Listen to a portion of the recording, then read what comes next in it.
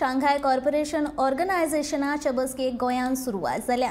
भारताचे परराष्ट्र मंत्री एस जयशंकर हांणी ब्रेस्तारा चीनाचे परराष्ट्र मंत्री किन गँग आनी रशियेचे परराष्ट्र मंत्री सेर्गेई लाव्रोव तशेंच उझबेकिस्तानाचे परराष्ट्र वेव्हार मंत्र्या वांगडा द्विपक्षीय बसका केली। चीन आनी रशियेचो परराष्ट्र मंत्री भारतांत येवपाची ह्या वर्सांतली ही दुसरी वेळ आसा।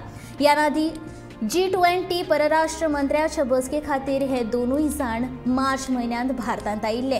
SCO बसकेच्या निमतान पाकिस्तानाचे परराष्ट्र मंत्री बिलावल भुट्टो झरदारी गोंयांत येवपाचे आसात। पूण भारता वांगडा तांचे द्विपक्षीय चर्चेक कसलीच येवजण आखिल्ली ना। 2016 उपरांत भारताक भेट दिवपी झरदारीची हे पाकिस्तानाचे पयलेच परराष्ट्र मंत्री आसात। ह्या आदी हार्ट ऑफ एशिया परिशदे खातीर सरताज अझीज भारतांत आयिल्ले।